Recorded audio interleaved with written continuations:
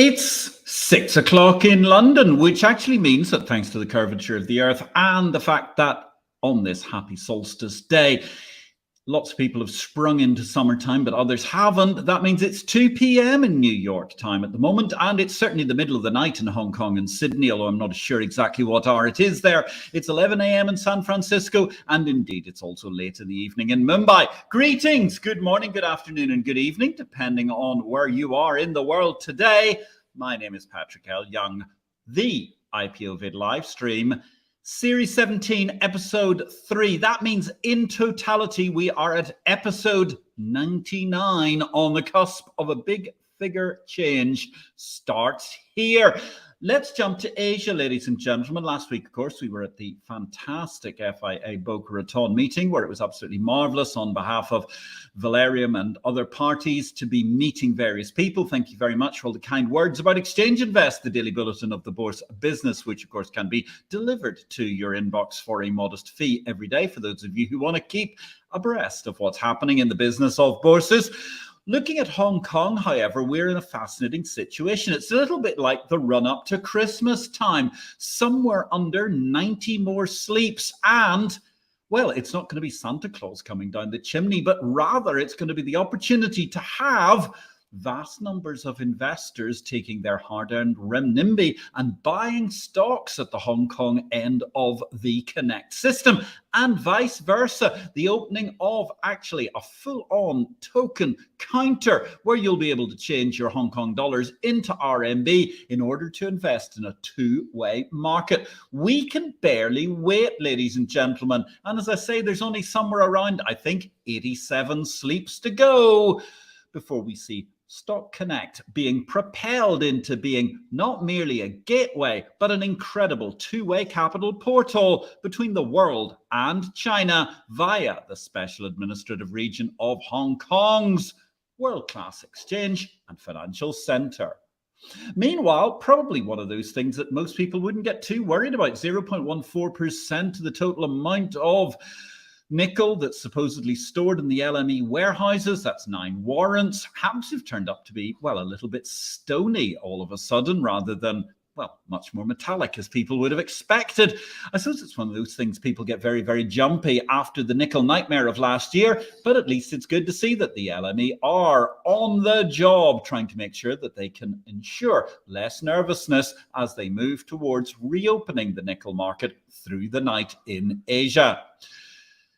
Great news this week, 2 strands. A personal piece of news, which is absolutely fantastic. That person is Luc Bertrand. It's absolutely delightful to see our fellow capital market revolutionary, Luc Bertrand, becoming the TMX chairman, the most influential Canadian in the bourse business. The former boss of the Montreal Exchange is absolutely the ideal man to advance the leading Canadian exchange going forward. All the very, very best to Luke with that.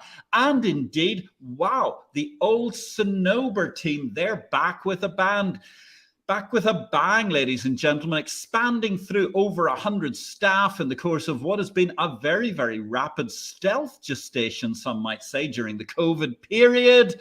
L4's venture builder, that's B3, the Brazilian exchange, their venture fund arm is going to be taking a 10% minority stake in Vermiculous, propelling forward the growth of that business, which, of course, as we know, just a month ago was announcing the very, very exciting information that they're going to be building the new all singing, all dancing CSD for the B3 stock markets.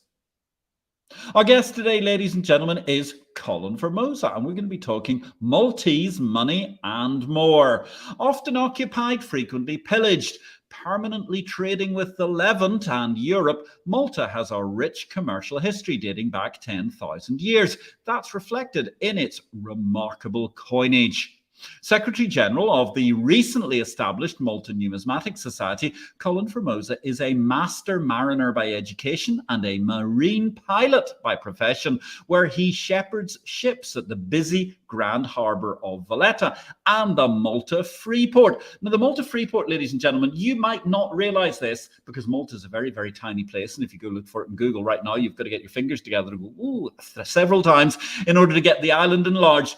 Malta's Freeport Harbour it's handling something like 3 million TEUs every year. That puts it in respectable distance of all of the other incredible European ports, such as Rotterdam and so on. They're doing a lot more, but on the other hand, they're the gateway to hundreds of millions of people. And of course, Malta as an island is a gateway to hundreds of millions of people in North Africa. So here we are. We're going to have a fun discussion. We're going to be talking about banknotes, tokens, jetons, medals, seals, dies, weights related to the Maltese Islands and beyond. Colin, good evening to you. Welcome to IPO-VID number 99. Where in the world are you today?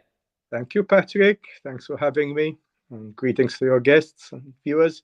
Well, at the moment, I'm in my hometown of Melliha, which is in the northwest of Malta. As you rightly said, Malta is tiny. It's 27 kilometers by 15 kilometers wide. And basically, we're overpopulated and we have no natural resources. But on the other hand, we've got two brilliant things going right for us. And one is geography, and the other is history. Our geography, as you said, we're in the Mediterranean. If the Mediterranean is the center between three continents, Malta is the center of the Mediterranean. We're plunked right in the middle of the Mediterranean. We've got good weather, and we've got a fantastic natural harbor, the Grand Harbour, which I have the privilege of working in. It's really a privilege. I'm still amazed with it every day I wake up and go and work there. It's fantastic. And as I said, the other thing is history, and there's a fair bit of that too. Well, of course, one of the other things which is very interesting is the depth of the waters around Malta. And that's something I think a lot of people don't understand, which is why, the Grand Harbour is pretty remarkably deep, but also the deep water port, which is the Freeport. They both have a great advantage, which is why, therefore, Malta does a lot of breaking bulk, because the likes of North Africa, and not a lot of people seem to know this, has a remarkably shallow ocean shelf, which allows Malta a great position because it's right there on the ultimate freeway or autobahn or motorway of the Mediterranean as a passing stop. Absolutely. The only ships that we can't handle, the only other place that can actually handle them is Rotterdam. As you said, they can take ships up to 25 meters draft, which is, we're talking about 80 foot under the water. But we're pretty good. We can handle up to 50 feet under the water, 17 meters draft, and that's pretty good. Regarding the depth, what's incredible is just to our side as the Ionian Abyssal Plain, which means that the sea there goes down to 5,000 meters. And we're just a ridge in the middle of the Mediterranean. So if it had to dry up, it would be pretty spectacular. Yes, incredible. One wonders what must be down there as well, because I know a lot of fascinating treasure has been located over the years just off the coast of Malta. And I suppose that brings us into a very interesting situation, because I mentioned it at the start. Malta's history is quite incredible. Absolutely. The first people that lived here, we call them the Neolithic people, and just after the temple builders, they built incredible temples, much bigger than Stonehenge, much, much earlier. We're talking about something like 5,000 years ago. They lasted for quite a while, and after a while, they just disappeared. Nobody knows what happened to them, why they left, or if they died out. After that, we had the Phoenicians coming over, and they were talking about 1000 BC, so that's about 3,000 years ago. They were merchants, they were seamen, they were sailors, they were traders, and that we reckon that they repopulated the island, and that's where our bloodline comes from. The Phoenicians, we come from the Near East. Yes, it's interesting, actually. I think the only people that don't seem to get a look in terms of Maltese bank holidays at the moment are the Phoenicians. I've always thought there should be an independence from the Phoenician Day. It might not be a bad idea. Interesting that you talk about this, and the great temples and so on. And I suppose that takes us back to the earliest origins of the kinds of money that has been present in Malta. So explain to us very briefly, because I was talking to somebody last week and they had never heard the word numismatic. Okay, well, let's get to the actual word itself, numismatic. It comes from the Greek word nomos, and nomos means order, law and order.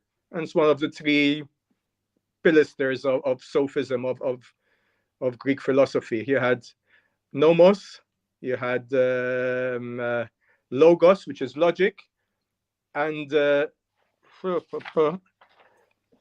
anyway, money is order. Before you had money, there was no order.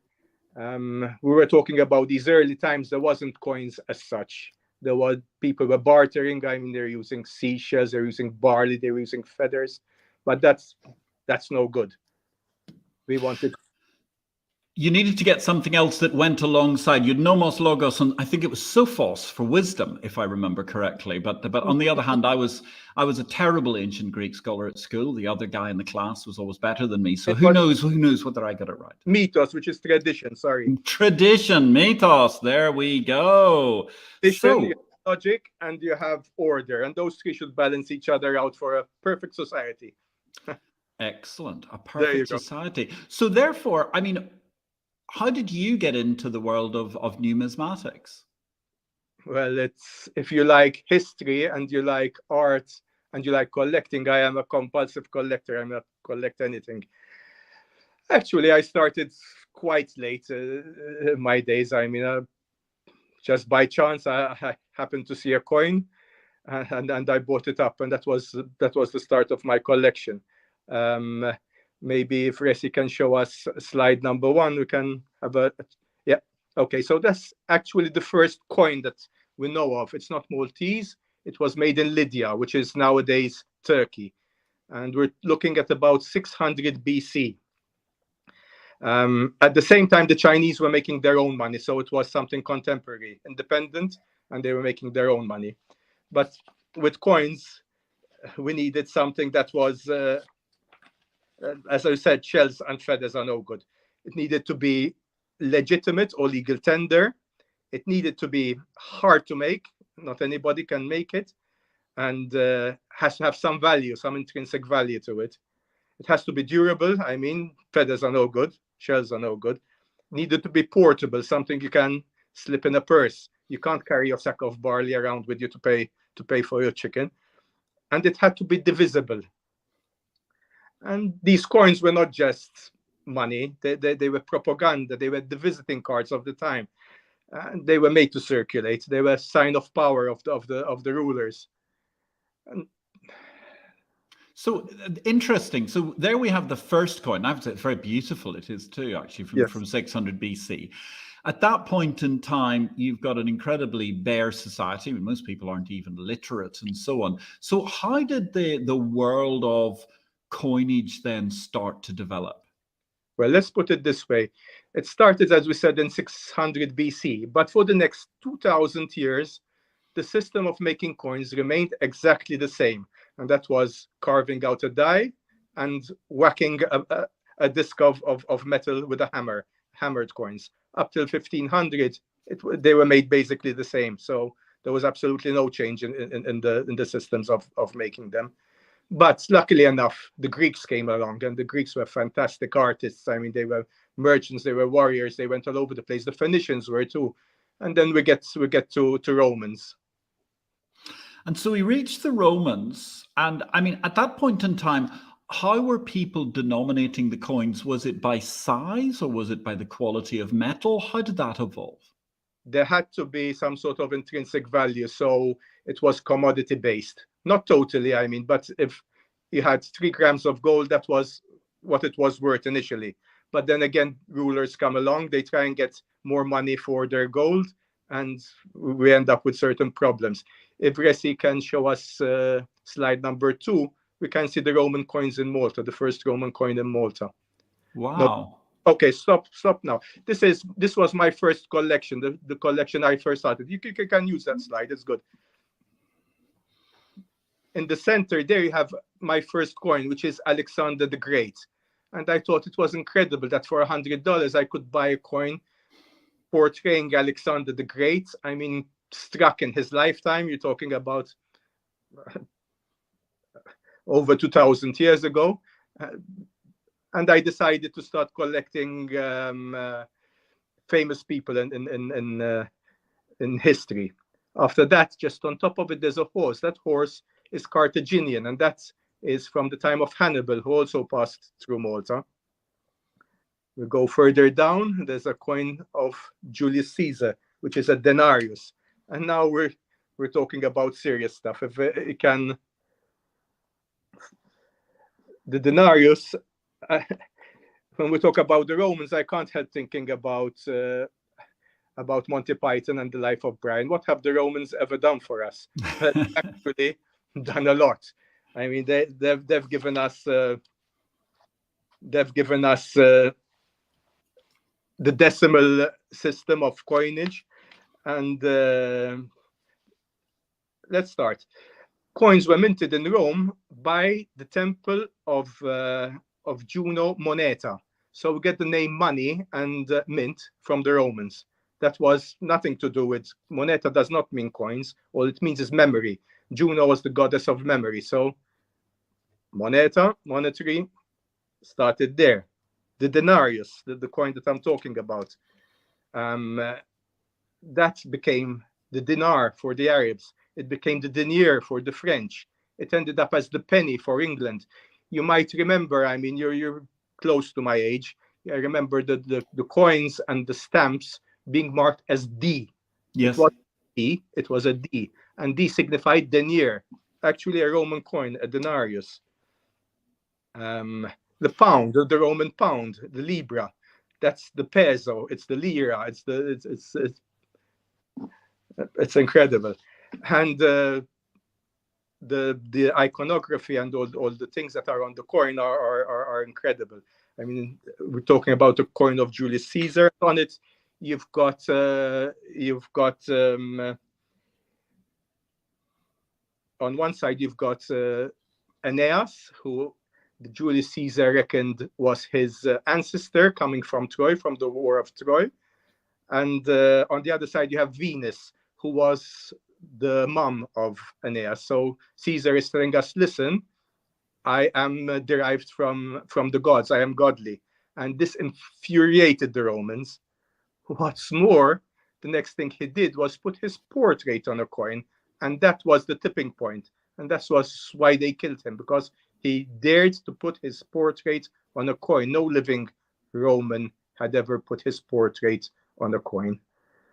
How interesting. And so is that the earliest time that we know of where the leader, the ruler, had their portrait on a coin? In the Romans, yes. In the Roman sense, yes. Alexander the Great did it, but the Romans themselves didn't look well on Interesting. Isn't it interesting how the Greeks viewed it was okay for their ruler to have his name, his face, his image on the coin, but the Romans were remarkably modest when they weren't modest about many other things in life. Quite fascinating altogether. And so, I mean, we can see here, as you say, some of the precepts of coinage are there, the amount of precious metal or metal that's in a coin, the overall precept of how they're all designed differently. I mean, these coins, nowadays, we're obviously used to the idea that whether it's the euro coin or pound coins or something, that you see there's a different, every year they have, even if it's the same design, they've changed the year on the coin. Did these coins come marked with a year, or were they simply printed for many, many years on end with the same design? No, they changed all the time. Every time they had a victory or an occasion, they just changed design. It was, as we said, there's no internet in those days. They wanted their face to get around. They wanted so they changed basically all the time. Just for fun, denarius was worth in those days about 10 English pounds. So today the spending power would be 10 English pounds for that denarius coin. Wow, that's quite a lot. That's quite a lot of spending power. You'd have had a field day if you were in, I don't know, the Dollar General store in Miami or something these days. You could buy lots with it. So it's very interesting. So many of these design precepts. But if you think about it, I mean, when you're looking at these sorts of things, okay, you say you went and bought your coin, which looks magnificent, by the way, with Alexander the Great. That was your first coin. Weren't you worried that that coin could be somehow or other a fraud or a facsimile of what was actually the original coin? Absolutely, and the market is awash with counterfeits and bad coins. But I took a risk in those days. It was probably stupid, but my only advice now is to do your research. Do your research well. There's lots of associations. There's lots of Facebook groups. There's books, and do your homework first. And many times, if it's too good to be true, the chances are it's no good. It's like buying a $200 Rolex. It's not going to be good. I see. So there obviously are issues with forgeries, but as you say, the internet can be your friend for managing to research a great deal of these. Yeah. As can be associations like the Malta Numismatic Society and others around the world and so on. What are the other pitfalls you would say as a seasoned collector of coins? Well, the coin might not be false, but it might be overpriced. And if you're a rookie, you want to know the right prices. As I said, eBay is a bit of a swamp. You get occasionally good coins, and if you know what you're doing, you can pick up some good buys. But if you stay within the realms of good dealers, most dealers have a lifetime guarantee on real coins, and they will not rip you off. They'll only rip you off once. It's no good for their reputation. And they are very helpful. These Facebook groups, I mean, for all sorts of coins, whether you want to go into ancient coins, whether you want to go into modern coins, whether you want to go into medieval coins, you're going to find help. And you're going to find books, I mean, about it as well. I mean, so read the book first. Before buying, just read the book. It will save you money and grief for sure.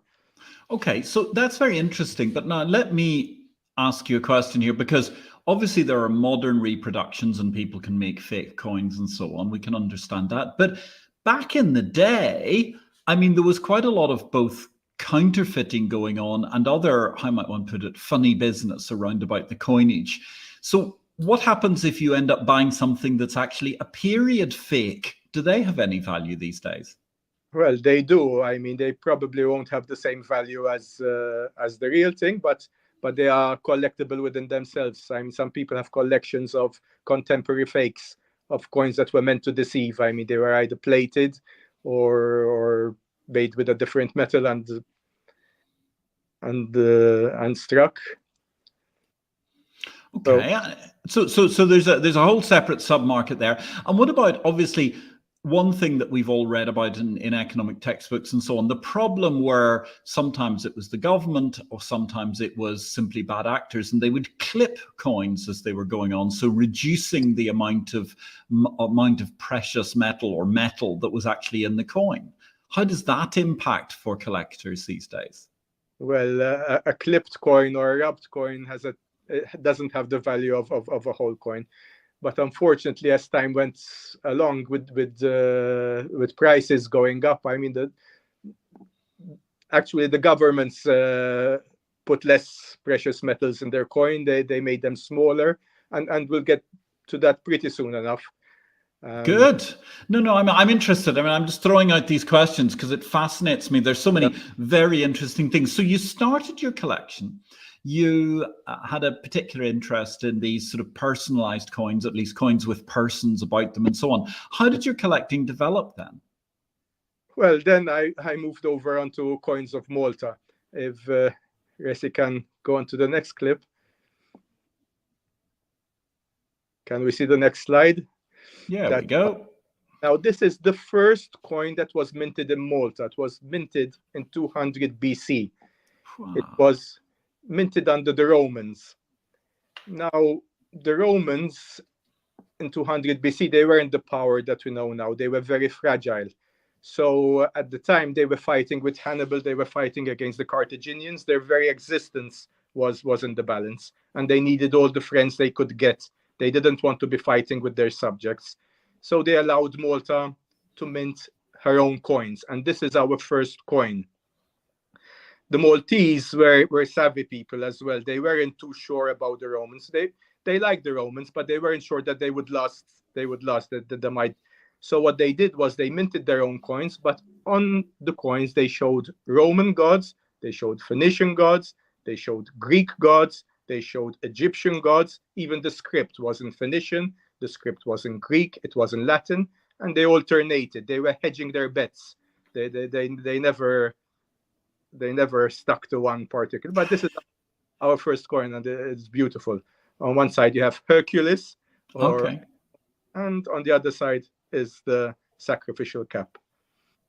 Very interesting. So Hercules on one side and the sacrificial cap. Tell us a little bit more about that. Well, not even the experts are sure about the meaning of it. But there's a wreath on the outside, which is victory, sacrifice, and victory. The Romans always used virtues on one side and the god or themselves on the other side. So it was always plenty or modesty or happiness. There was always a good team on one side, coupled with whoever they wanted to be associated with on the other side.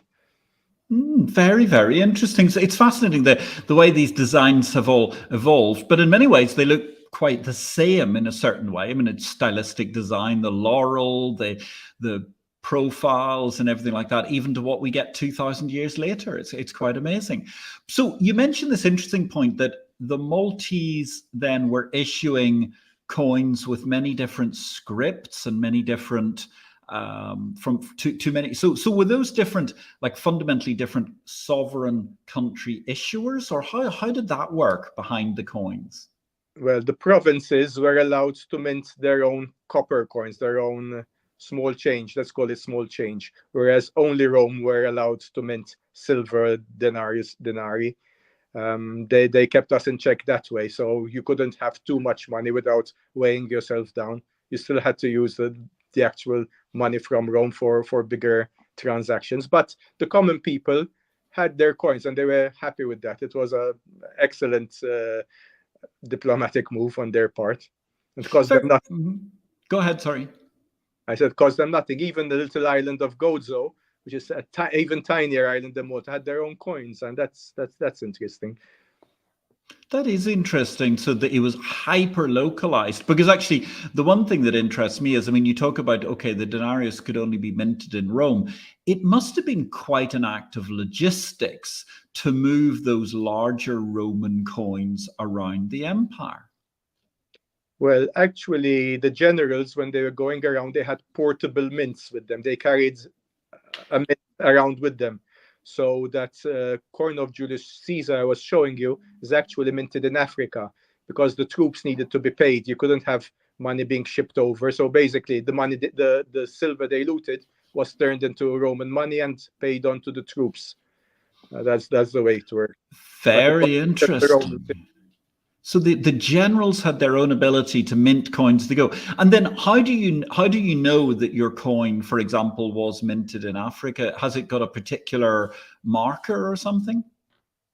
They know that. I mean, the coins that were issued by Julius Caesar, they know exactly what dates they were minted and whereabouts they were, and they minted them. It's all been documented. I mean, the Romans were very good at documenting everything. Right.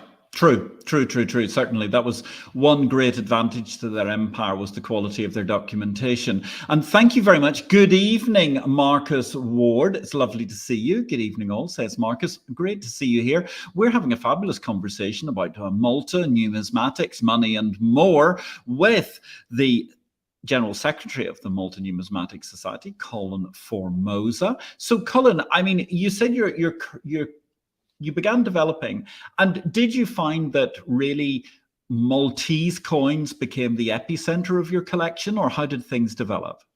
It worked that way, yes. Without wanting, you gravitate towards your roots, and I like to follow the history of the country through these coins. I mean, and you can see the next slide that we can go one step further along.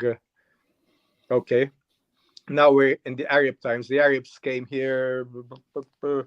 Let's say this coin was minted in about 900, I believe, AD. And what's incredible is a tiny coin, and on one side you have 80 letters, and on the other side you have 70 letters.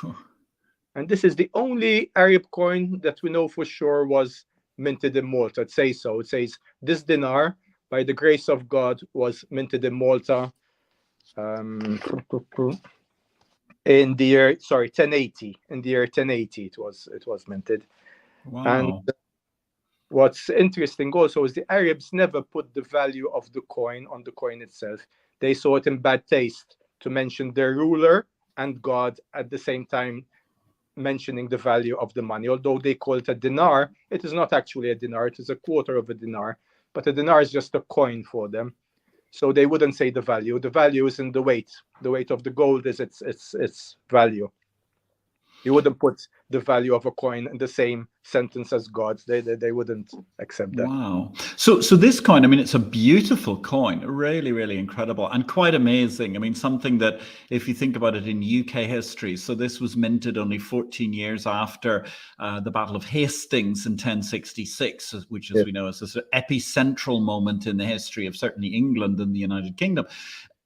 Has this coin, the edges here, has that been clipped, or is that likely it just basically wore down over the course of the millennia?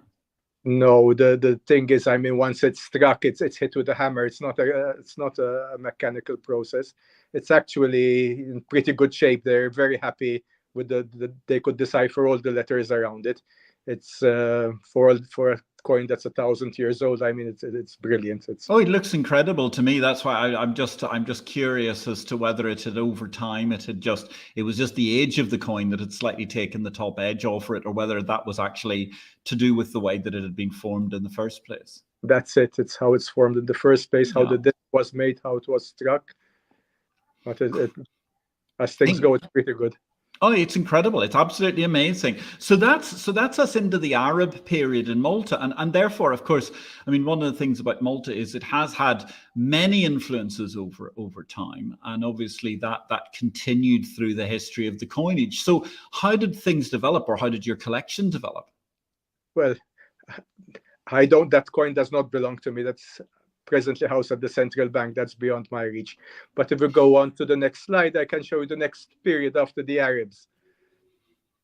Okay, on top left, you've got Count Roger, who was Norman. You were mentioning the Battle of Hastings. Mm-hmm. At the time that your Normans were beating the Saxons, our Normans were attacking the Arabs. But although they invaded Malta and they defeated the Arabs, they left the Arabs in charge. The Arabs were very good administrators. They were excellent at collecting taxes. So basically, they just freed the Christian slaves and left the Arabs to continue monitoring and ruling the place. Fantastic. The next Carry on. one is the next step. The Normans in Sicily and Malta, because we were tied to Sicily, that we had the same rulers for a very long time. The Swabians came along, and they were Germans, and they married into the Norman dynasty. When the Normans died out, the Constance, which was the daughter, married a German king and the emperor, and the Swabians came, and the Swabians set up their empire in Palermo. They set their empire up in Sicily, and it was an incredible thing. Here we have Frederick II. Frederick II was known as Stupor Mundi, the wonder of the world.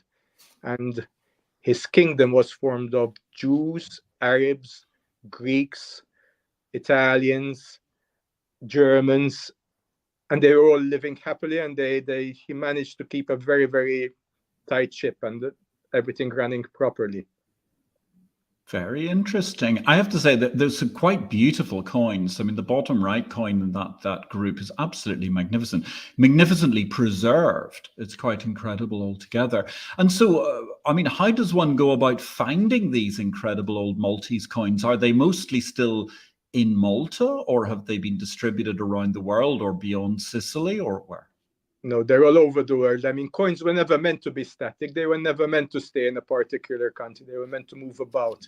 That was the whole point of a coin, is going out of the country. And since, as we said, I mean, they have intrinsic value. They are commodity based. They could be used anywhere, even though we said that they have to have legal tender.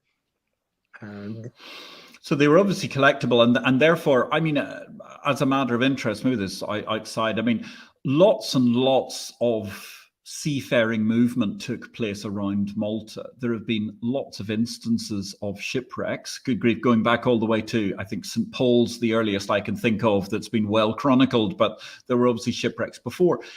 Has there been a lot of coinage that ended up being either washed ashore in Malta or just being buried at the bottom of those deep trenches? It does happen. I'm sure there's loads of coins in wrecks and stuff. Funnily enough, we found Maltese coins in the Caribbean in a wreck there. I think it was in St. Martin's. At one point, the Knights of Malta had bought some islands there, so that must be the way they got there, but it's quite interesting. That's incredible. That's incredible altogether, because of course the Knights of Malta, ultimately, who were the Knights Hospitalier, who were pretty much the medical leaders in the field at that point in time. Nowadays they'd be into, I don't know, biosensor imaging and things like that, but they really were quite incredible with the medical skills that they had, and they ended up on the island of Malta. So, I mean, coinage as it advances, or maybe I'm jumping you forward here, how did things go by the time you go through history to reach the period of the Knights? Okay, we can take one step back and see Sure. the past picture again. We had the Normans, we had the Germans, which were the Swabians. After them, I said that Frederick had an amazing empire, and that he was okay with Arabs, he was okay with Jews. But as you can imagine, that did not go down well with the Pope. And the Pope hated that. So he tried to destroy them, and eventually he did. And being a French Pope, he moved in the son of the King of France to be the next King of Sicily. And that was Anjou. And everybody hated them, basically. They didn't last very long. And they were taken over then by the Aragonese. The Aragonese are Spanish. I mean, they're Barcelona, Valencia, those areas. And funnily enough, the major battle between Anjou and Aragon took place in our Grand Harbour, and there the fleet of Anjou was destroyed. So that's a piece of Middle Age history, which is fun as well. It's a fun thing. Maybe there's some coins down there. Who knows? Yeah, I mean, I'd imagine all round there's probably a few coins here and there that somehow or other managed to find their way offshore for Malta. So, I mean, the narrative continues. You've got this incredibly rich history happening all round. There's the multiple people who managed to run the country, etc. And so then does that bring us now to really the era of the Knights after the Pope has become ascendant? Mm-hmm. Yeah, that's the main period of history. We can go on to the next slide. We can see some coins of the Knights of Malta. Okay, with the Knights of Malta, we're lucky because they were here for something like 260 years. And since they were elected the same way a pope is elected rather than a king by birthright, they were mostly elected while they were very old.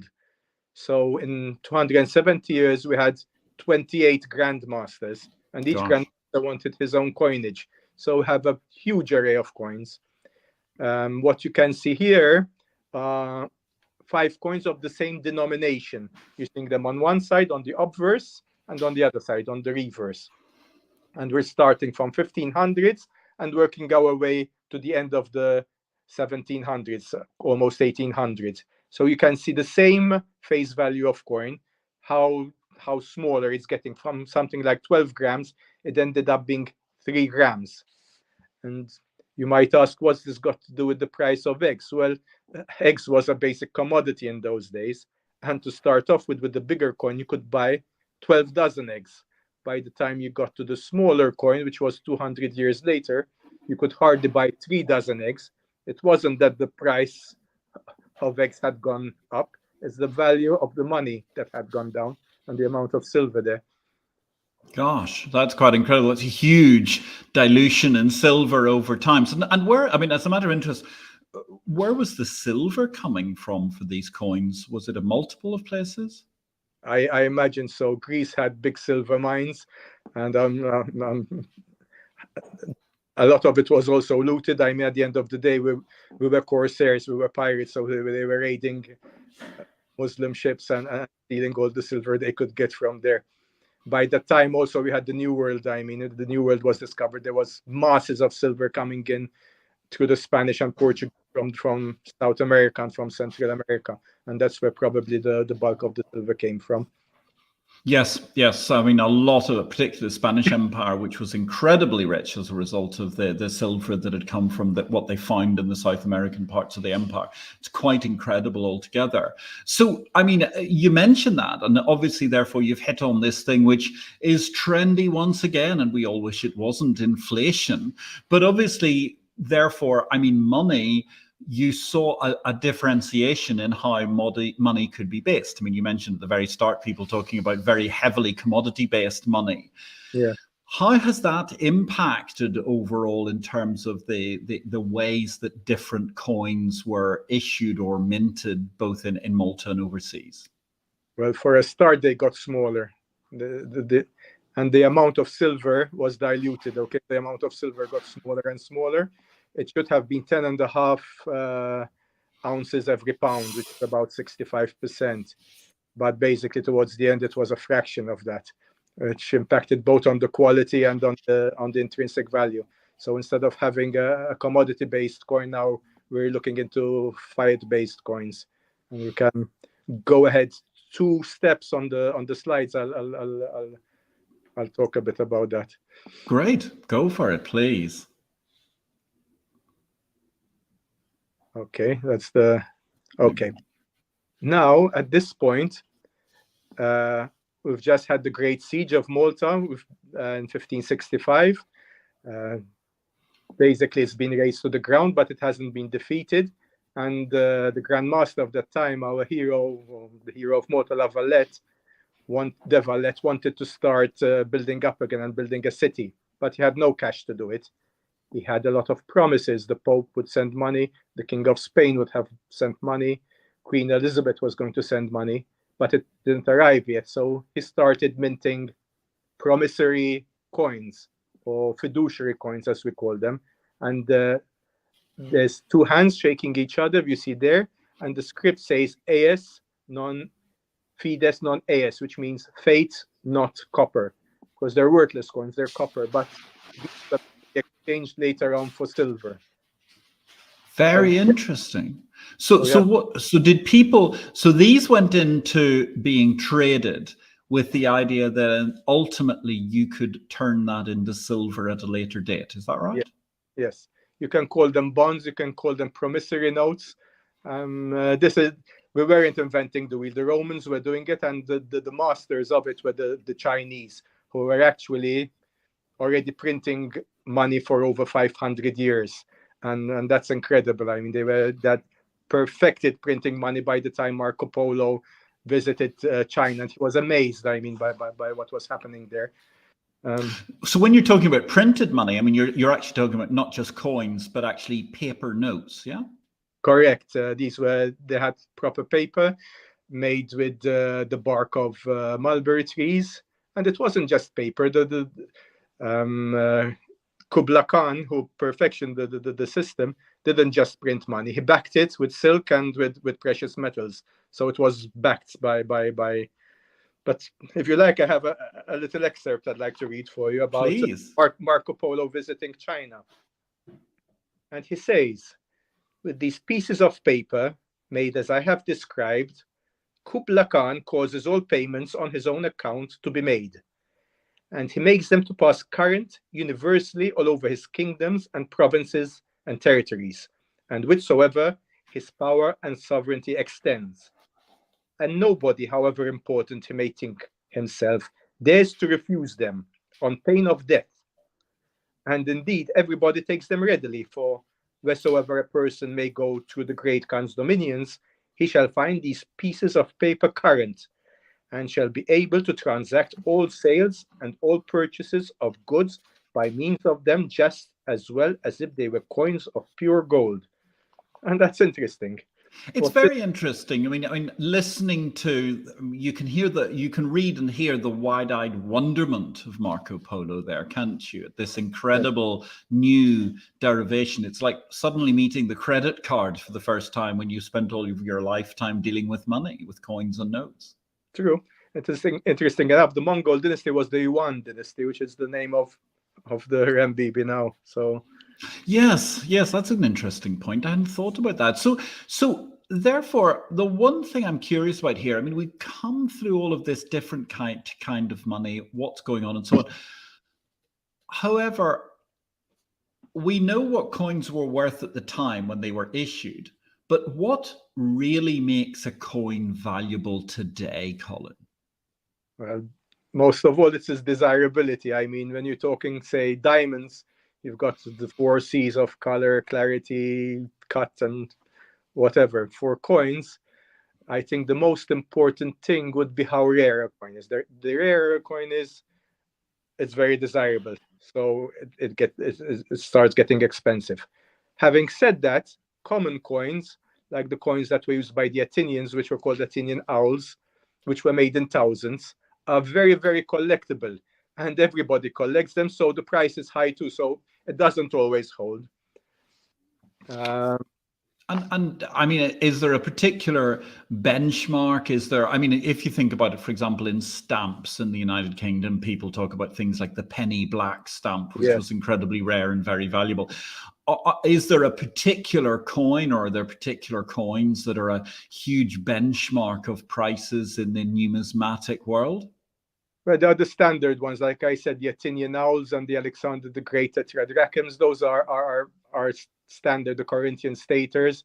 You can pretty much guess what the price is going to be at auction. If it's going to go like in English coins, every year there is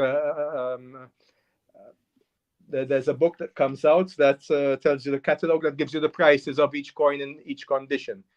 If I were to talk about the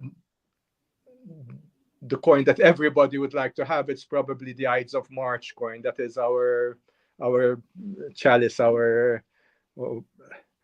that's the coin that everybody would like to have. That's the Ides of March coin, which is the coin of Brutus.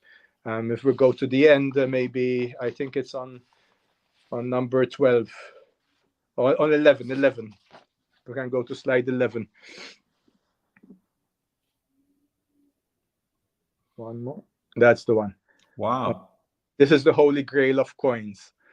Now, we were saying, and there's so much iconography in this coin, it's incredible. On one side, you've got Brutus. Now, Brutus killed Caesar because he thought himself a god, and he was putting himself on coins. So what does Brutus do the next thing? He puts himself on a coin. I mean, that's a good start. On the other side, you've got two daggers, which is Brutus and Cassius. And they're not daggers. Those are army-issued daggers. They're not assassin's daggers. And they want to put an accent on the fact that they killed a legitimate military target in Caesar. Right. They did not assassinate him. They killed him as a military target. In the middle, you've got the freedman's cap, which they're saying, listen, we freed Rome. You should be grateful. Underneath, you have the date, the Ides of March. Why the Ides of March? The Ides of March was the end of the financial year in Rome, and all dues had to be paid by the Ides of March, and they were paying Caesar his dues. They were giving it to him. Okay, so this is our holy grail of all coin collecting. Wow! And so, I mean, it's obviously very historic. It's incredibly beautiful. It's a spectacular coin. Is it driven by value because also it's very, very rare?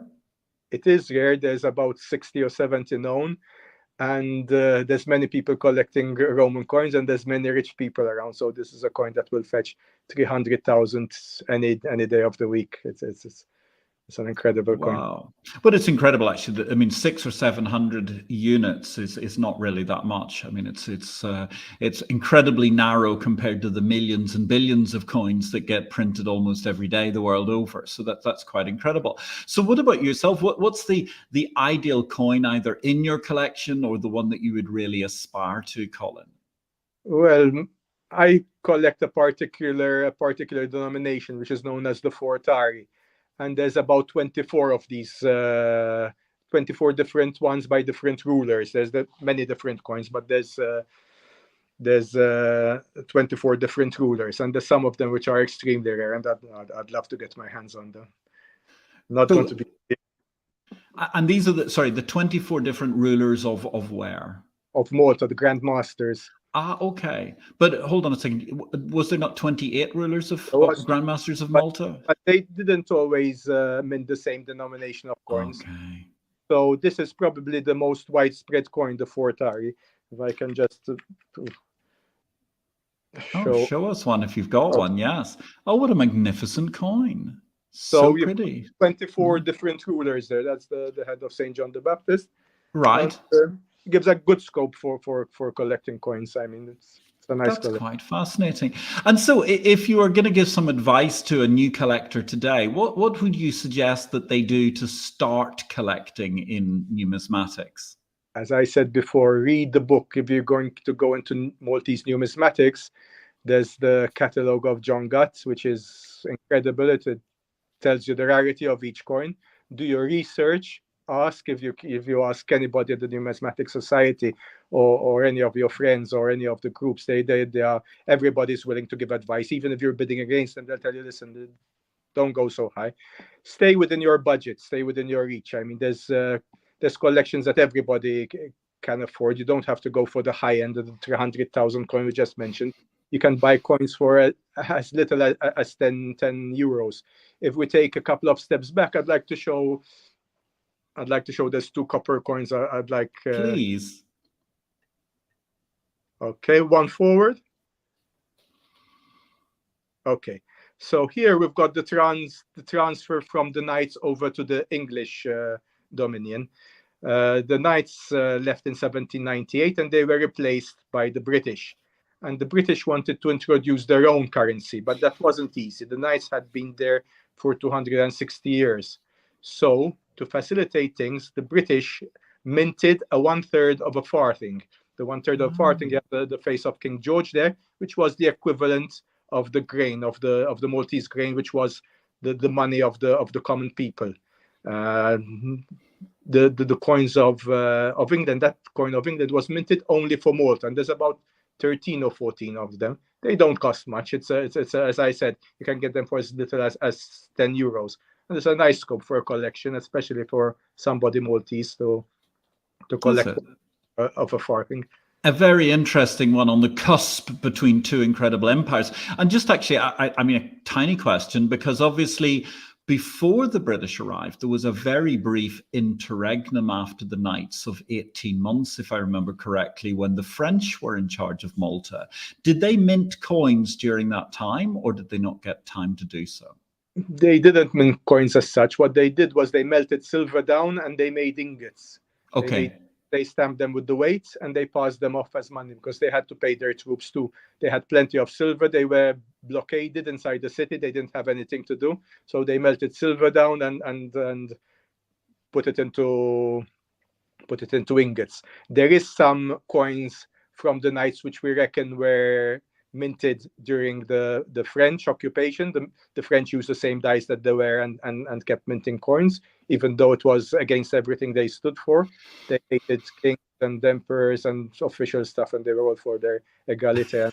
Liberté, égalité, fraternité. But here's the old money because it's the thing that you can spend most easily in the shops. Yes, that's quite amusing altogether, actually. That's really, really good. Thank you very much, Ian Miller, by the way. Hi, all. Very interesting conversation, Recoins. I'm glad you're enjoying it.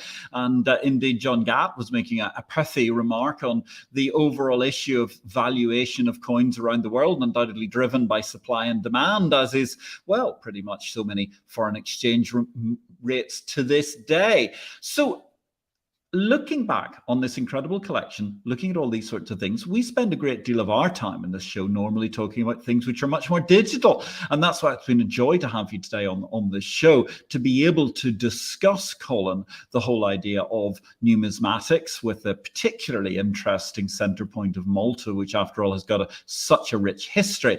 But therefore, I suppose I do have to ask you, rather than looking back to the many ingots and the different types of coins and the issue of seigniorage and so on, well, inflation is still with us, I suppose. That's one thing that never seems to go away. Colin Formosa, where do you think the capital market revolution goes next? I would be the least qualified person to give advice on the financial markets. I'd be terrible at that. However, when I think of markets, I somehow think of the 1001 Nights and the Aladdin's lamp. And at one point, Jafar comes out shouting, "New lamps for old lamps. Give me your old lamp and I'll give you a new lamp."